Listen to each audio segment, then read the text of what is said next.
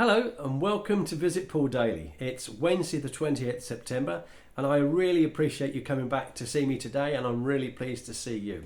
And some of you I've been speaking to during the day actually, although they've been watching the videos. We've actually had personal video calls and things like that, and it's been pretty good even around the world, which is quite nice, not just here in the UK. So hopefully yesterday when I finished I would have whet your appetite by saying that today's video is going to be about, my phone's moving there, is going to be about how I overcame my nerves when the American motorcycle superstar stuntman Evel Knievel was sitting right in front of me, literally 20 feet in front of me, while I'm on stage doing a presentation or part of a presentation. And at the time it started off being quite nerve-wracking, and then I just very quickly thought of something that I could do, because you can't help when there's someone like that in your audience and they're just below you. You can't help but look just down, and you're going to keep looking at him because for several reasons. You want to know whether he's looking at you, whether he's paying attention, whether he's liking what you're saying, whether he's my tripods keep moving here, one second, whether he's got his arms folded, whether he's interested or not. You know, you can tell a lot by body language. So my camera's messing about today, sorry about that. So I'll cover some of that with you, and hopefully if you ever have that in the future, and I know some of you will, you know, because when you become a speaker of any degree, you know, it opens doors for you, and it's not just something that could be local. It's not just something you might just talk at a wedding, you might just talk at a birthday celebration, but you might talk at an event. You might get asked to speak. You might get, like I did with my lovely friend Anne. You know, she had her own business and she wanted me to speak at her business. The same way as Stanley Butnick asked me to speak at a London business club. You know, I'd never done that before, and it was something quite new. But I was doing the same job. I was speaking, you know, and I was speaking something that I knew about. And over the coming weeks, you're going to be speaking initially to yourself, in private, about things that you know about. So this is a build-up of how to do that. So a lot of what I'm saying in these is also going to help you regarding overcoming nerves and things like that. But I'll never forget that day at this big London hotel. There was over 1,000 people there when Evel Knievel was there, and he was actually involved in the company itself. He had a fabulous little product that they used to use on his hands. It was like a little trigger thing, and when he pressed this trigger, it would click, and it would put a little electric current into the little sections of his fingers here, because he'd broken his hand so many times. He suffered very badly with arthritis. So I'm not sure whether he got this little device from, but he patented the idea, and it was his product. It was known as his product, which was one of the products in the range of many that we had from this American company. But it started off obviously on a high with him on a ramp. You could hear the Harley Davidson start, and that bike was going up the ramp onto the stage. They must have got extra permission, certainly for having a vehicle that's going to run, an engine that's going to run inside a hotel. When it went up on that ramp, and the fabulous noise that Harley Davidson makes, I'm sure you've heard these bikes, and he's on stage and it's all sparkly, it's all in the American colours. And then obviously he did a little talk about what his involvement was with the company, what that product was. Obviously he wanted to promote that. That was something that we would have in future in our range, and we moved quite a lot of those actually, especially for people, elderly people that wanted something simple that they can carry around with them. And then he came back down and sat on the front row. I believe there were possibly 5 or 6 speakers that day, including myself, and we all had to sit on the front row because obviously we had to get up, walk up the side steps and be on stage quite quickly, because when you've got a large audience you can't have people waiting. They're waiting for the next speaker to cover the next subject, you know. And so I was sitting on the front row, and he was to my left at the time. I knew he was there with his partner, his girlfriend Crystal, and with the president of the company, Gary. And it was a memorable day. And there's some of you that are going to watch this video remember that day. I'm sure my brother Tim was there as well, but I know many people were there. I'm sure I think Dennis Owens was there too, and my friend Andy Borthwick, they were in the business with us, and there was quite a few people there that day, and it was quite a day. You know, it was something that we'd never seen before. Being that close to someone like that, and we got to know him. I actually got to know him a bit better than what I thought, which was really good. So what I had to do that day, when it was my section, my time to cover what I was doing, I kept glancing down at him, and I can see he was okay. He was watching what I was doing. But what I did personally was I studied for a whole week to know what I was doing, my lines. Behind us, we had a huge screen behind us. And what many of the other speakers did, and it's a common thing that speakers do on stage, when they're working from slides behind them and they need to look at the screen, they don't always have this thing in front of them. They do now, but we're going back to 1996. So you didn't have one of those things that you see at the awards. It would have been nice if we did. We could have just looked to the left, looked to the right, glanced, and we could have read it through the glass. And obviously that's how future presentations are done, and it's going to be easier than it was when we did it. So most of them kept looking right round at the next slide, and when the next slide was available, they would talk about it. They would talk about whatever that was on that slide, and they'd look at the briefing quickly, and they would cover what they'd learnt. The only problem with that is when you turn your head around to look at the slide, your mouth is going away from the microphone. So the audience, and you can imagine there's over 1,000 people there going back. I mean, I couldn't see anything. The only thing I could really see was the front row. I could see the people on the front row.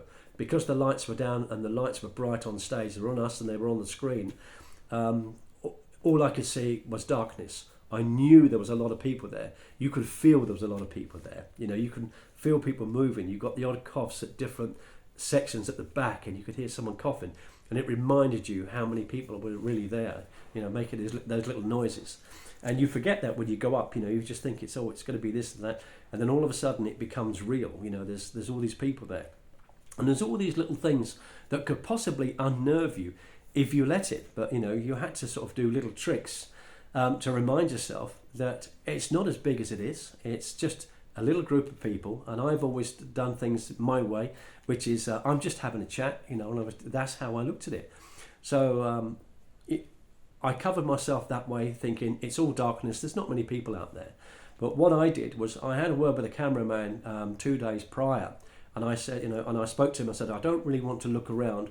There's got to be another way I can do this. He said, yes. If you look at the back of the auditorium, when you see my bright red light flash, that means I've changed the slide. That was it. Is that it? He said, that's the best I can do. So I had to learn every slide, and I was on for 40 minutes.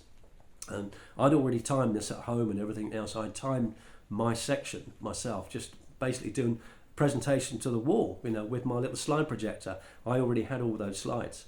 So I learnt every single slide. I'm a bit like that.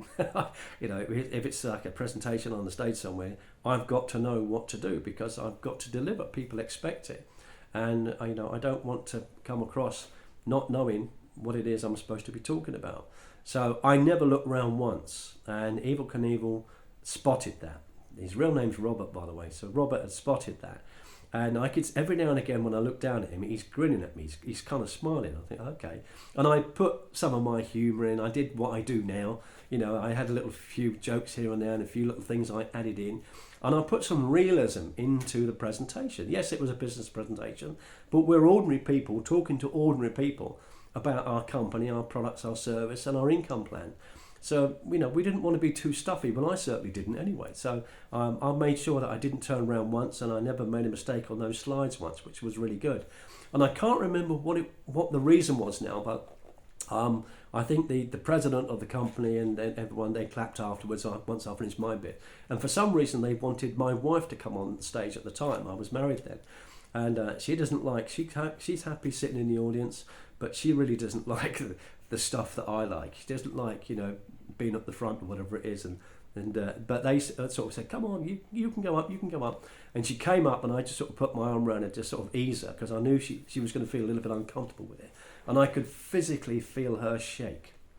And because, it was a big deal. So she wasn't up for very long, and that was it. And they just clapped. And because they know I'd actually got great support from my wife at the time for doing this kind of business. And it does take some of your time up. It can take a lot of your time up. And at that time, the company was new, and there wasn't many people that knew how the marketing plan worked. There wasn't many people, when we first started, that knew the income plan, how it worked. and what the product range was, and the company overview, all about the company. It was an American company that just launched in the UK. So there was quite a bit to learn, and there was only a handful of us that actually learnt that.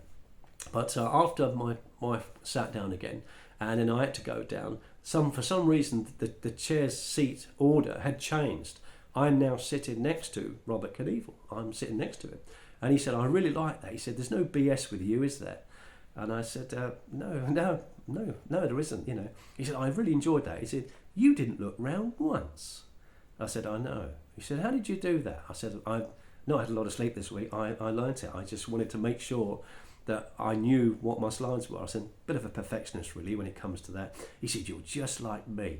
Well done. He said, I really enjoyed that. He said, when we get to the Dorchester Hotel, come and sit with us. Come and sit with Crystal and I. We'll have a drink.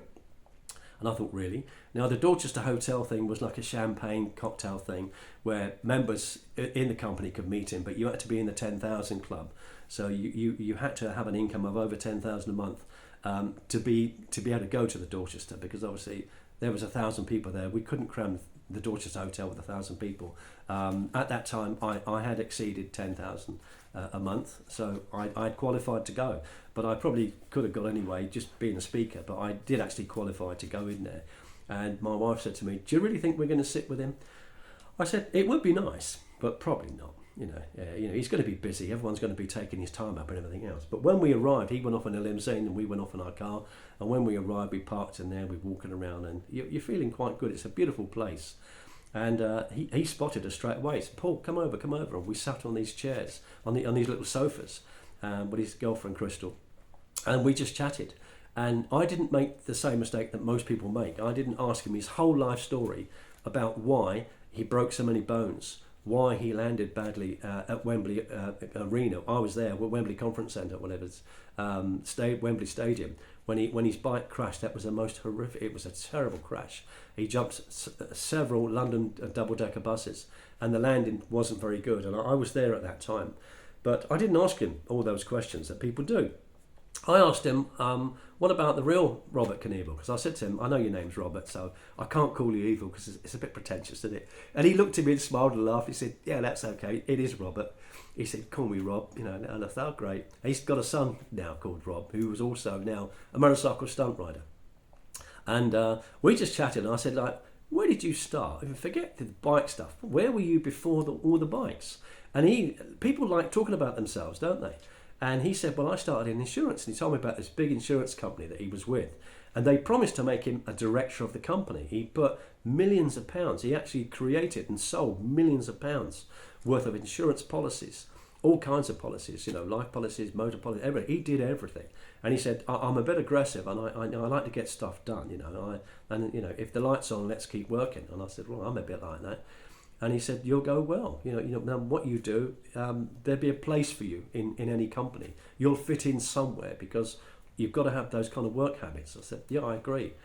And he was really pleased that I was talking about his other life and other places and where he'd lived and where he'd moved to, and, you know, what sort of bikes that he liked and didn't like and stuff like that. And then we got on to the bikes and things like that. And he got sort of kind of ousted out of that insurance company. They didn't make him a director because they didn't think he fitted the mould. He wasn't corporate enough for their liking.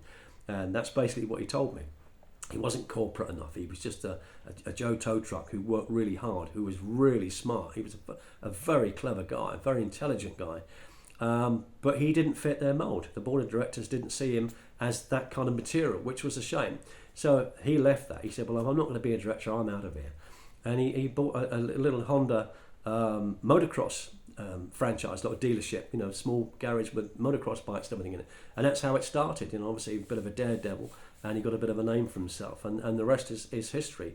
And people will always remember him, you know. And I've got a card in a nice safe place, his little business card, and on it he wrote to Paul, happy landings and stuff like that. And I've got another photograph with him.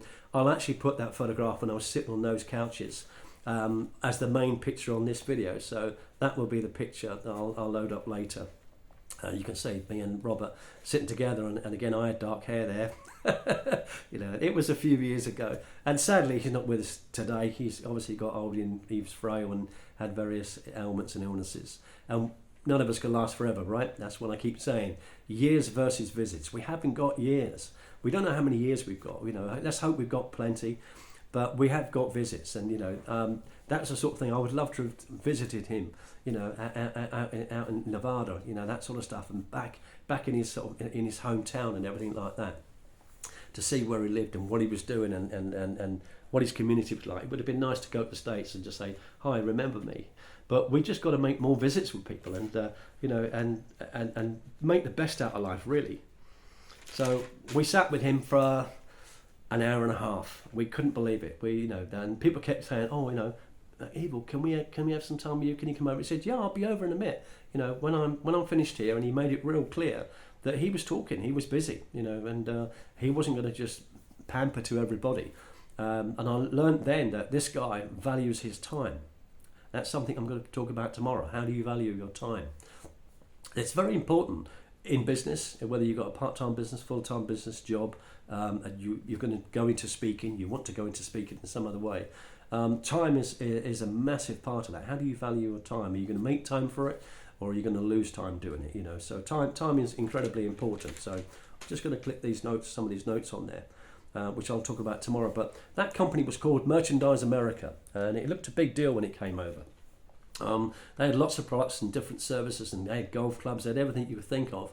But the main downfall with them trying to get the products over to us was the shipping. The shipping took forever. It was expensive. They couldn't really do it all on planes. So it took a little while for us to actually receive the products and get the products out there. But it got quicker and quicker and quicker. But I joined the company when it was about 2 or 3 weeks old. It was quite new. And it's weird because that was 1996, but my memory's not too bad. But I can't remember who it was that actually signed me up as my sponsor or my introducer in that company, because within a week of signing me up, they quit. People do, and well, why would they quit? I don't know, maybe they didn't see it. Maybe he thought, oh, it's not all together yet. We haven't got presentations ready. We haven't got a video to hand out. We haven't got this, we haven't got that. We've got an office we're putting together in Wellingborough, in Northamptonshire. So lucky for me, that was about 30 miles away from where I was living at the time. So I could go to the office and find out what was going on and see what was going on, which was great. But when I had a little inkling that this could be quite big, and then it was something different, because it was a network marketing company at the time, and that's what I was doing. But it paid weekly. Now, most of these businesses that we've been involved in previously all paid monthly. So you're working really hard like you're doing your job, and then next month you're going to get some money, and you've got to keep waiting and waiting. So for this business to have an income plan that allowed you to get paid weekly on a Friday afternoon, your check was going to be posted out to you. It was all done by check. Or you can go to the office and pick it up. And so every Friday afternoon I would go to the office and pick up my check for that week, because I wanted to learn what to do very, very quickly. So the only person I could speak to was a guy called Keith, and he was the general manager. I said, okay, Keith, I understand there's not many people in this business at the moment. Can you sit down with me? Have you got the time to sit down with me and show me how the income plans works and draw it out for me? Because I think by that time I'd realised that I was dyslexic. So it's no point me just reading something. If you write it down and draw it for me, if you draw circles, as we used to say in those days, draw me some circles, I get it. I get it pretty quick. So he said, yeah, you want to do this? I said, yeah, absolutely. I need to know what this plan is, because I can't show it to anybody not knowing what the income plan is or what the company overview is. So if you can teach me the company overview, how it started, what their aim is for the UK, what products we can have and what we can't, because obviously there's products in America that it's easy for them to get, it's difficult to ship over here, so they won't be coming over here. So we can get this off the ground. So very, very quickly, he realised that I was probably someone that was going to do future presentations, meetings, trainings, and to help the company grow. And I often say this, and I say it a lot in the I'm going to turn my thing around that way. I say it a lot in my current primary business that I'm involved in now. And you've probably noticed that I haven't named that company yet. Don't need to. I'm not talking about that company. I'm talking about public speaking. I am in a very good, very large global IT company. That's what I can say about it, really, if you like. But I'm not here to pitch you about that company to get you in that company. And in fact, I actually couldn't at the moment, because I'm a founder with that company, and the foundership has ended. It ended in July. So at the moment, people couldn't actually join the business. It's going to launch quite soon. But I talk about it as my primary business because that's what it is. It is my primary business. So this other business that I was involved in at the time, Merchandise America, was going to be my primary business. I needed to know what to do because I needed to help other people. And we always say, as I do now with that company, it's okay you give me a good company. We always want a good company, don't we? We want them to do everything for us. Get this, get that, and our demands are high.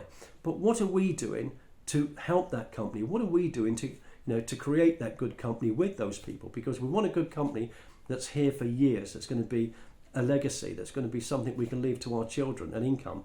And certainly with this company, we will be able to, because it's got the provisions for that. But so many people just join a company and they're so lazy they want everything done for them. And then they just constantly moan because the company isn't by their design. Well, the company designed it their way. It's what they want. But I wanted to help the company. I thought this is going to be really good. If we can go into something like this where we're going to have products and services that will come through in very quickly, within a week or two. So, the boats are going all the time and it's not going to be too long. But it's not off the shelf. It wasn't like an Argos type of thing, it wasn't like that. So I'm going to do this again. 1 second. This is bugging me today. I don't know. It is fully charged. So I needed to know. I said, Keith, you need to teach me everything. And he was delighted to. He had a lot to do, but he just said, sit down, let's do this. So I was always at the Wellingborough office finding this out. And then obviously it was time for me to go to work. Once I'd learnt everything, I could see that I could quite easily make £1,000 a week, and I did. Within a short period of time, I was averaging £1,470 a week, which was part of their income limits. How it worked, they had a payment plan called a binary plan. These days, people don't like a binary plan because it's two legs. There's one side and another side. They go, that looks like a pyramid. I said, don't even go there. What do you mean, like a job? No, it's not a pyramid. It's just a financial structure. But the trouble with that structure, in a way, once I'd looked at it, is because you needed 1/3 filled on the left-hand side and 2/3 filled on the right-hand side. Once 50 new members have come on board, bought a position, they were basically customers, but they were members of the company, but they're buying product to come into the company. You couldn't just sign a form and come in. You had to spend £200 to come in. That was the legal limit. You spent £200, but for £200 you bought some products. It could be a set of luggage, it could be a watch, it could be all kinds of things. But you chose something that you like. Well, actually, I like that. I'm going to buy that, and that's for me. But that's my entry into the company. So if you had 50 new people in a week join your business within your structure, 33 on one side, at least 33 on one side, and 17 on the other side, you would earn £1,470 that week. So I learned how to do that. I thought that's what I need to do because that's good money, especially back in 1996. But the reality also was I'm very fair in business, and I like to place people under people. I've very often given people away, and I have done in the business that I'm in now, my primary business. I've given people away. I've even given people away to other leaders within the company because we've sold old pending founder positions, which means those pending founder positions are under them and they live in America. That means I won't earn a single dime from my friend here in the UK, but I've placed them under the people in America because they've got a position that could be 2 years old, which means it's a winning lottery ticket for them, and my focus is I need to help my friend. Does it matter that I'm not going to make any money out of him?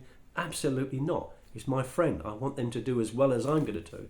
And the way the company is structured in that business, they do all the work for us anyway. So they're going to put a lot of people in our business. So what you give away, you get back 10 times. So I've always liked that, and I've always had that principle. So I wanted to I actually come up with a way on the train. You've heard the way some people say, oh, it's a napkin presentation.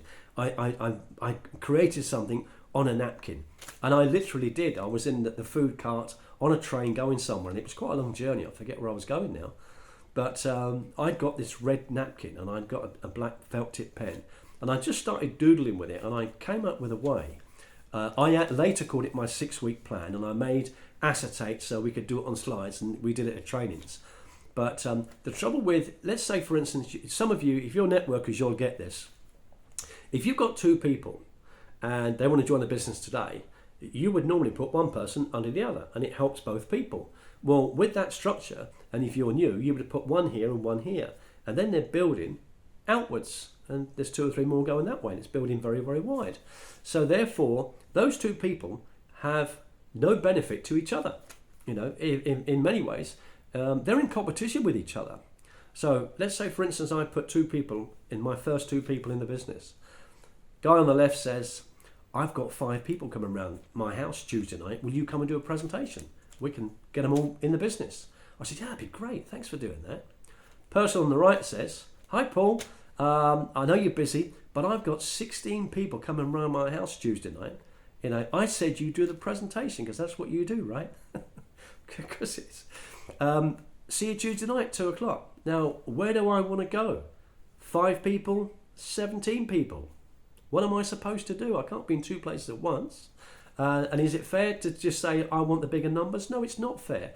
Those 17 people could be flakes. Those 5 people could be go-getters. Who knows? You don't know. So I said, I'm going to create something different. Instead of putting one here and one here, I'm going to put one here and one underneath him. So we're going to get 2. And I'm going to encourage that person, try and find 2 people this week. And then we put those 2 under the left-hand side. And then we speak to those 2. So I'm going to help you. I'm going to do the presentation with you, for you. You don't have to learn this. I'm going to do it. Let's get you 2 people this week. And we put 2 people under there. And then we do that for 6 weeks. And I'll explain my plan that I wrote and designed on a red napkin. I'm sure I've got that red napkin somewhere as well. I've kept it all these years. And on week 7, we would go the other side. So what I'd really done is I built what they called a power leg. What I called a power leg. I'd built the 33, getting towards the 33. I'm now going to build the 17. But what had happened is, as we started to build the opposite side, small payments came in. I think the first payment was £325. Well, that's a lovely bit of part-time money for a person. So the people up here getting 325. Week after, someone else below gets 325. You can see how it was going. But the way I designed it was, you wouldn't, and I tell people up front, you're not going to make any money whatsoever for 6 weeks. Week 7, when we put people the other side, which we will do, you're going to start making some money. And then the left-hand side will take care of itself. They are still building to their left. Week 7, they build to their right. So there's a left and right in the left-hand team. There's a left and right in the right-hand team. But I had a lot of people in my business. Some of my partners didn't agree with it. They said, "Oh, leave the structure as it is." I said, "But it's conflicting. People aren't helping each other. If you put people under each other, that's going to be much better." And I said, "Okay, let's look at your team. See who's making money." There's, numbers don't lie. And they were making money, but they weren't making the sort of money that my guys were making. I had a lot of people making 1,000 a week, 1,000 a month part-time, but some were making 1,000 a week. I'd got mine up to 3,000 a week, and it was growing. So we were doing meetings in church halls, little village halls, and things like that. Eventually we got to hotels, and it was growing quite well because I had to go back to say, I need to start speaking. I need to put this into perspective and get this thing going. So speaking in life is incredibly important because you need to be able to speak when you go for a job interview. It's very important. You might have the same qualifications as 3 people sitting in chairs next to you, and you're taking it in turns to go in the office, and you're going to pitch for your job. People say, "I'm not a salesman." Yes, you are. You're going to go and sell yourself to get that job. You have to. So why would the interviewer pick you over anybody else? You've got to stand out. And one of the ways to stand out is not necessarily having lots of O-levels and A-levels. They are useful, but they don't always get the job. They need to know that this person sitting in front of me is confident. This person's going to talk. This person's going to lead other people and help other people to talk. This person's going to be a good listener. So if somebody in the group, in the office, in the factory, in the team, isn't doing too well, you can see their performance is down. They're not just going to go over there and bark at them. They're going to go over and say, "How's things going? Is everything all right? Is there anything I can help you with?" The more you say to someone, "Is there anything I can help you with?" rather than, "Why aren't you doing this? Your targets are low. You need to step up. You need to do this." No. Is there anything I can help you with? That's the easiest way. We don't promote people by threat. It's like people saying, "Oh, we're going to strike." we're going to do this. Oh, really? Well, that's really going to help, isn't it? So you do things by negotiation. You do things by speaking.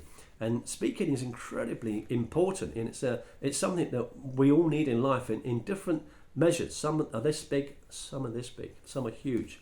But we got that business off the ground, and it was really good fun. And we're starting to enjoy it now, because part of my role was I wasn't paid for it, but I started to teach other people, and then if you can speak, and then you can become a teacher, if you can help people understand what they're going to do next, and you sit and listen to them, and you have patience with them. Often people said to me, I don't know how you have the patience. I would just lose it. I couldn't do what you do. This person isn't getting it. And I reflect back to myself. I said, you know what? I don't always get it. I'm dyslexic, so I can read and read and read stuff, and it doesn't read as I'm reading it. I'm thinking about something else. But when someone explains it to me, or they draw it, I get it. I'm not stupid, I just don't get it. There's that little vibration in my head. It's not going quite right, But hey, is it going to hold me back? Absolutely not. Richard Branson's dyslexic. A lot of the people that are famous and done very well in life are dyslexic, So I've never, worried about that. And I came across a woman in London, and she wasn't in my business, and she was fabulous. She was really good fun. And some of you watching this, because it's got some of my old friends in this, and they're listening to this, you will remember a lady called Hazel Hayes. Now, for those of you that are older like me, there was a program on some time ago, an Australian guy, and he used to do a chat show host. I had his name in my head earlier, but he had this woman on his show called Margarita Prakatan, and she was very theatrical looking, and she used to sing a song, a really bad song, at the end of his show, with all these feathers and that round her nose. Clive James. It was a Clive James show. If you remember this big guy, Clive James, and he was a funny guy. He was really nice. So he used to do his show. This woman called Margarita Prakatan. Well, Hazel Hayes, and she knew this. I did tell her later on. I said, "You remind me of Margarita Prakatan." She went.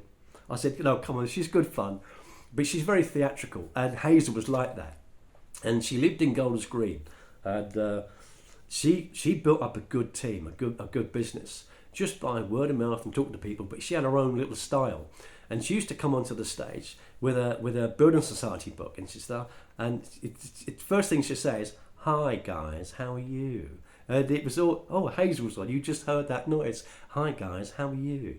And then she'll hold up a little book. Say, "This is going really well. I've got another 3,000-4,000 this week. I've been saving 2,000 a week. Isn't that fun?" And she was just absolute fun.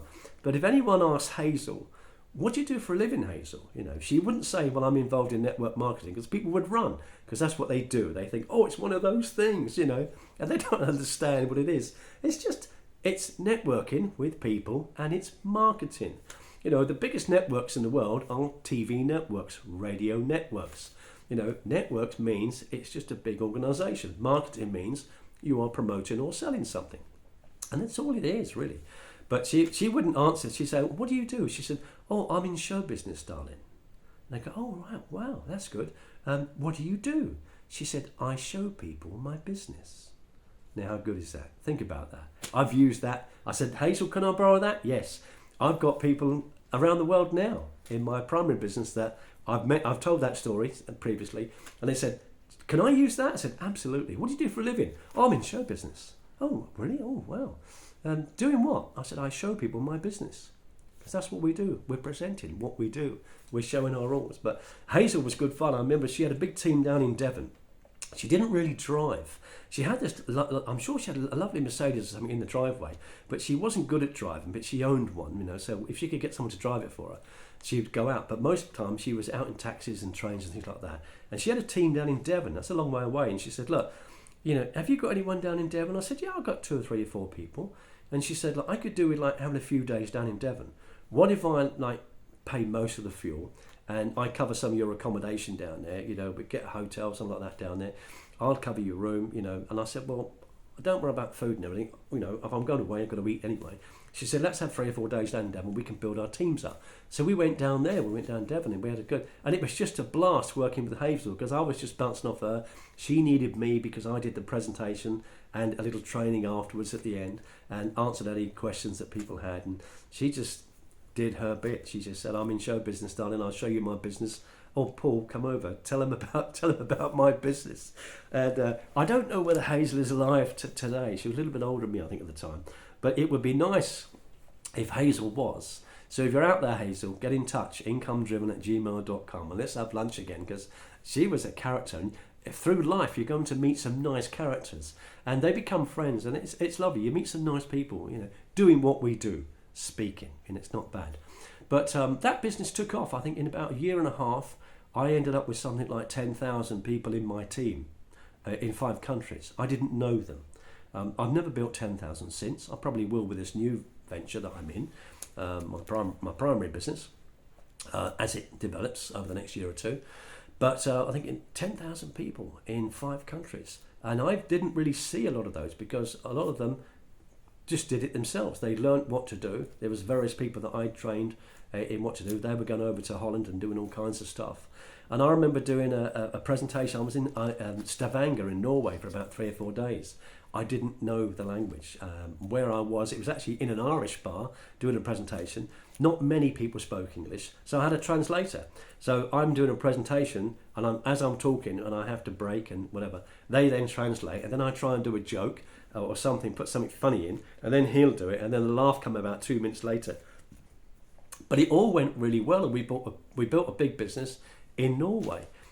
Really cold over there at the time, though. When we went, it was bitterly cold. But I'd never been to Norway, and I thought, wow, look at me. I'm flying over to Norway. I'm meeting my friend Henning Byberg. He was a lovely guy, big guy. He looked a bit like Dolph Lundgren. You remember the guy that was in one of the Rocky movies, the tall guy, the good-looking guy, and The Expendables. He was in that as well.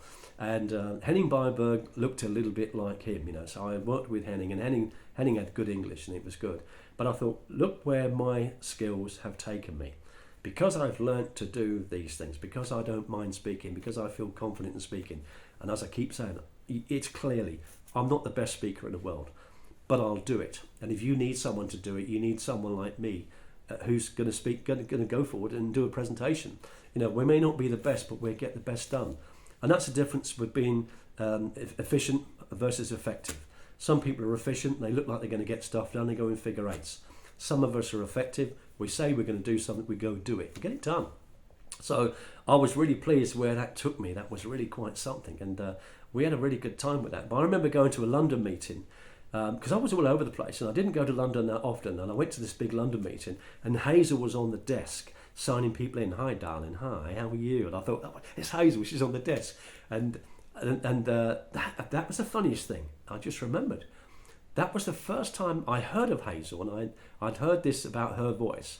And when I got to the desk, and she said, hi, how are you? What's your name? I said, my name's Paul Angus. Oh, it's you. You're one of the first people that started this. I said, well, yeah, I am. I'm probably the first 2 weeks or something. There wasn't many of us there. She went, oh, great. Nice to see you, darling. Big kiss, showbiz thing, And she said, well, have a look in there. Just peek your head in that room. This was 6:30 in the evening, and the meeting was already in progress. She said, have a look in that room. There was something in the region of 250 people in that room, and the meeting was already going, and there's a lot of people going to sign up. And she said, most of the people in that room are in your team. They're in your business. I said, you've got to be kidding me. She says, no. They're in your downline. I didn't know that at the time. It was growing so fast. We didn't know everyone that was in our business. They hadn't got time to meet everybody. It was growing too fast. And she said, would you mind speaking tonight? Would you say who you are and what you do and how you started and how we're all here today? And I said, yeah, it's not just me. There was a few of us. There's another guy called Paul Williams. And I said, Paul, give a hand. She said, yeah, I know. But she said, would you mind? I said, no. She said, oh, by the way, you've got to be quite quick. She said, because 7:30 to 8 o'clock, they would have gone, and there's another 250 coming in. There was 500 people in that hotel that night looking to join that business that I'd started a few months previously, a few weeks, and I think, wow, this is just nuts. So when you're involved in something and momentum kicks in, it's incredibly good fun, and it's very, very exciting. It was great. But unfortunately, with that business, sadly, they left the UK, and they didn't leave the UK in a good way, which was really bad. We couldn't understand it, that we knew they're having trouble with some of the shipping and stuff like that. We knew that we'd have to help them source products in the UK, so everything didn't come from America. There was people making some staggering money. There was a guy in my business that I later worked with in another company that we actually formed ourselves. We were directors of our own company, and this guy's name was Imran Khan, a lovely guy. He wasn't the cricketer. He was an accountant, lived in London, but Imran just had a really nice way about him. Now, Imran joined the business in my downline 6 months after me, and everyone says, "Oh, if you're in first and you're at the top, you're going to be the big earners." You're going to be an earner, no question about it. But Imran had learnt how to structure a pay plan and how to build the maximum. So I was earning about 3,000 a week. I was delighted with that kind of money. It was great.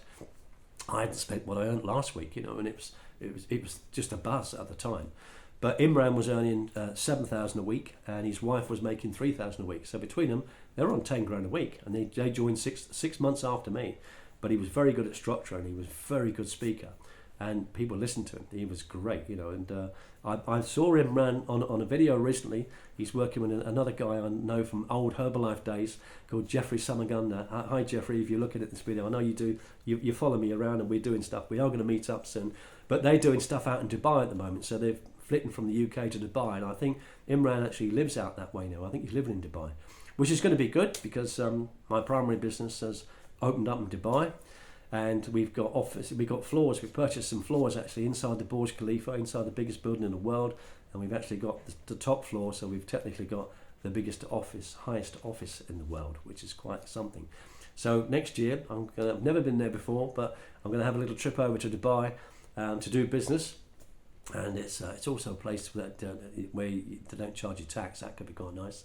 But I'm hoping I'm going to find Imran Khan, and I'm going to take him to lunch because he helped me greatly in that business. When we started doing presentations with Imran, he was a powerhouse. He was a big guy, but he had a great presence about him. He was a little bit like Alan Lorenz was in Herbalife. You just knew he was good at what he did, and what he did, he did really, really well. So it'd be nice to meet Imran again. And that's the thing, when you go from business to business, or you go through life, try new things that you're not sure whether it's going to work for you or not, but just give it a go anyway. And I think, like my friend Anne did with asking me to speak, for her aromatherapy ladies, when someone gives you an opportunity, just take it, say yes, learn how to do it afterwards, learn how to prepare for it afterwards, because you'll never know where that opportunity takes you.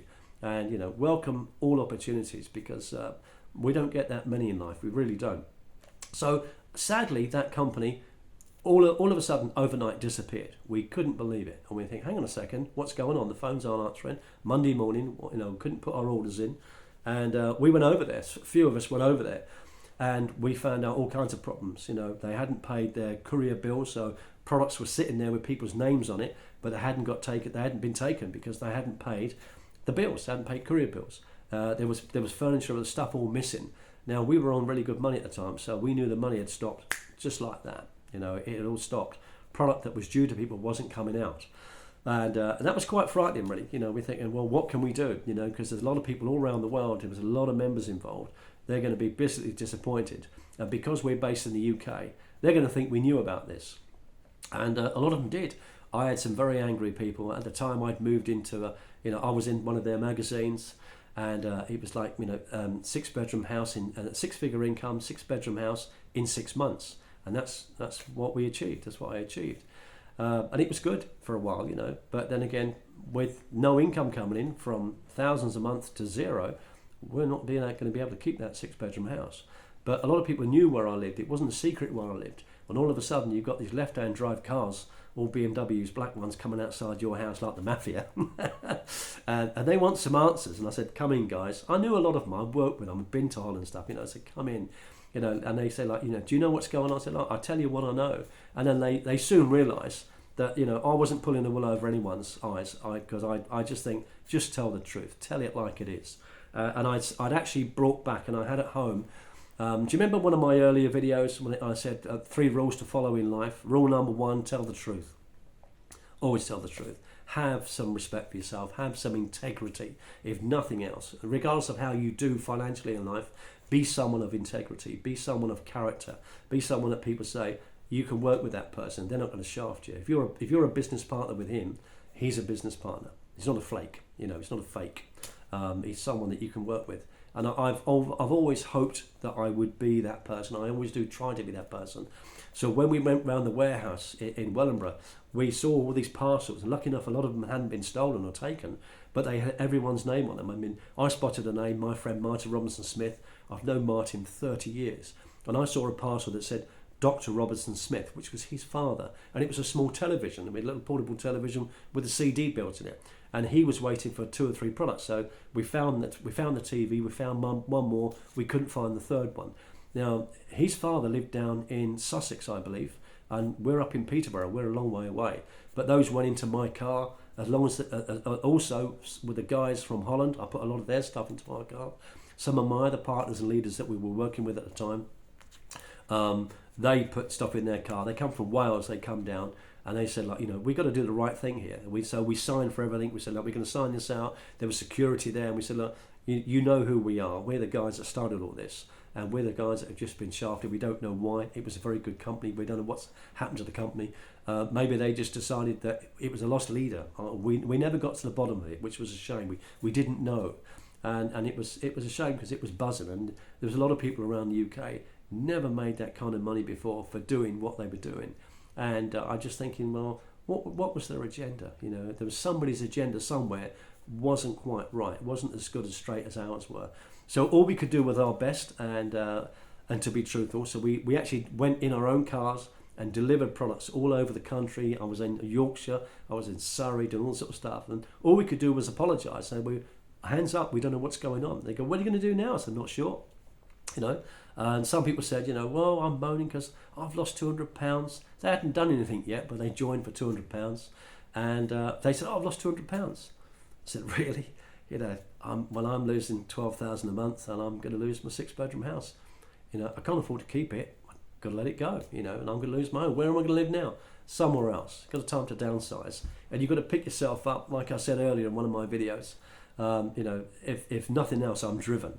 So it doesn't matter what's going to happen to me. If I fall out the sky like I did that time, as long as I can look up, I'm going to get up, and let's get going again. So I do believe I don't make a bad partner to work with, because I don't quit. I'm not going to quit, and I don't want to let anybody down. I just think, if it's your upbringing, if it's in you, not to let people down. Unless you can't. If you can't help it, you can't help it. It's beyond your control. But generally, do the right thing. So we did that. We did the right thing. And we did as much as we could, and then we had a bit of time off, and then I went with some of those leaders in that company, and we tried to produce our own company doing similar sort of things, and we did really well. And it was called the Paradigm Organisation. It was a paradigm shift, paradigm change, and initially there was 5 partners, and then we ended up with 7. Henning was one of them, and we did our best with that. We had a big office. We had an office in Berkshire, which was costing us $5,000 a month, and all that had to be funded, and it had to run. We were doing a lot of work there, but eventually our great government, our great institution didn't understand and didn't like our marketing plan. And you know what marketing plan we had? The same as the Americans. We had a binary. We understood how it worked now, and it was very fair. And we had every product you could think of. We had telecommunications, we had nutrition, we had watches, golf club, we had everything. Skyflight luggage that you'd see in Harrods. I actually became one of the company's buyers. Myself and another guy called Richard, we were the buyer. We went out and sourced all the products. I'd never done that before, so I was sorting all the products and finding things to sell, catalogues, and getting everything photographed. Then after that, I would stand on stage in the evening, do a presentation, do a training on a weekend. So it was a busy time. But unfortunately, the government in their wisdom didn't understand the binary payment plan. They didn't think it was safe. They didn't think it was fair. So I even showed them my 6-week plan, to prove that if you just do this for 6 weeks, week 7, that person makes money. The person they introduce earns money week 8. The person they introduce earns money week 9. Nobody's going to get left behind. Nobody's going to be shortchanged. And they went, oh, right, yeah, we kind of get that. And I said, well, the plan can be changed. We can buy software and change the plan if you don't like the plan. But we feel that is the most fairest plan in this marketplace at this time. And like many businesses and companies, some of our partners, although we work together a lot, And we had personality clashes, and there was one person in our 5 or 6 directors, we were actually directors of the company, that we didn't always see eye to eye. We were both good at what we did, and we didn't always see eye to eye. And that guy's name is Manny, and I'm back in touch with Manny. So hi Manny, you're a good guy. But back in the early days, it's 97, 98, we had a clash, didn't we? And people have the personality clash. But when it came to going to the High Court to protect our company and to try and save our business, and what we believed in was good, because all those people back in Merchandise America, we didn't want them to lose their money. So we wanted to bring them over to a company that we were going to create with a similar idea, but we weren't going to run off anywhere. We wanted to do this, and it was only that marketing plan that put it down. And we said, look, all the other marketing plans, they're not fair. If you look at how they work, matrices and everything else, they're actually not a very fair system. This is a fair system if we structure it like this. They'd already made their decision. They'd made their minds up. They didn't want network marketing in the UK. They didn't think it was going to work. And yet look at it now. There are hundreds of companies out there with binary payment plans and other payment plans. So it's now become the norm. But at that time, there were 2 companies. One was Merchandise America. The second one was us. They didn't understand it. So because they didn't understand it, they put a block on it and they shut us down. But we had lawyers, we had solicitors. And I think history about what we do is quite important. You think, what's this got to do with speaking? Quite a lot, really, because it's got to do with me. And if you want to be a speaker, hopefully it's not just going to be on video here. If I can help you in the future, you and I are going to work together, and we're going to make sure you're going to do whatever it is you want to do. So it's not just me making a few videos, so off you go. Hopefully we're going to keep in touch. But at that time, we paid for solicitors, and they were very expensive. And then we had to get barristers. You can imagine how much barristers cost when you're in the High Court protecting your company.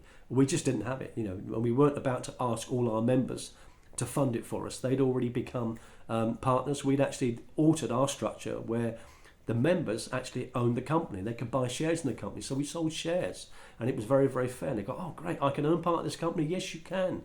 And that was back in 1998 we came up with that idea. We said, well, if you're working in it, wouldn't it be nice if you owned it? If you've got some ideas and things, let's sit around the large board table and let's put those ideas into practice. So we incorporated a lot of the members to come and help us and build the company that they wanted. And it was going really well. I mean, we were shifting some products on a daily basis out all the time. We had really good nutrition. One of our partners actually was a pharmacist, Sergey. He was a really good guy. And when it came to training days, Sergey did the most fabulous training about health and nutrition and wellness. So it was a good balance of all kinds of things. It wasn't just rah, make some money. It was, we had telecoms people, we had nutritional people, we had all kinds of stuff that interested people. And say Manny and I, for some reason, we were both strong people. We had our own mind, and we did things our way. But at the time we clashed. But we couldn't afford a barrister.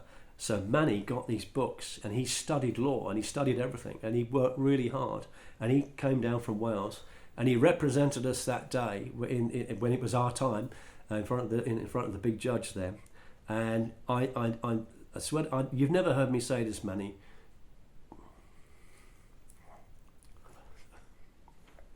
Oh, got me again. But we couldn't have had a better person representing us to protect us and our interests than Manny. He was absolutely superb. What he learnt in those books in the previous weeks and all about law to save us and save our company, he didn't let personality clashes get in the way. It didn't matter. And we lost. We didn't win the day. We let to go our own separate ways. And for a time, we came away from that industry. We just said, do you know what? I've had enough. We're doing our best here, but the laws and the governments don't understand what we're doing, and they don't want to understand what we're doing. They just want everyone to have corner shops. It's ridiculous. The world's changing, and it ought to change. But we were all really proud of Manny that day, and I will always be proud of you, Manny, for what you did that day. And it would be good to work with you again as well sometime in the future, because you meet people in life, and sometimes you just bond with them straight away, but sometimes you bond with them, but in different ways, and that's what happened to that company. But I can promise you one thing: we all did our best Do you remember what I said? Rule number 2, do your best. We all did our best on that, and we all bounced off each other. So we were all speakers. We all learned how to do speaking. We all did presentations and things. But you never know where life's going to take you. It takes you highs and it takes you lows. And sometimes we learn more from the lows than we do the highs. If everything was just wonderful and we're all instant successes, it would probably be a bit boring, right? What would you learn? Not a lot. But, if you've gone through a few struggles and you've overcome things, you think, well, if that ever happens again, I know how to handle that. Do you remember what I said yesterday? The business I was in where I went to the office, that was in 1996 when we had this problem with Merchandise America. I'd had a break for a little while, got myself wedding card business, started doing my own publishing business. 1999, I get approached to go into Essential Yours Industries as their sales and marketing manager. Day one, I get hit with the press. We're in the papers. The press want to speak to the sales and marketing manager about their product. And it was a huge surprise for me. But guess what prepared me for resolving that day with my boss, John? The previous stuff. What happened 3 years ago with the courts and the things and the people and everyone thinking we knew when we didn't know. And all then sometimes those struggles, that's what helps you win the next time, So don't run away from a struggle. Jim Rohn always said, don't wish it was easier, wish you were better. Just wish you were better. And that's all we're trying to do. That's all I'm trying to do. So what I'd like you to do now is I thank you very much. I've gone way over my time, and some of you might watch it to the end. Some of you might have just switched it off. And you know what? It's okay. I appreciate your time on this.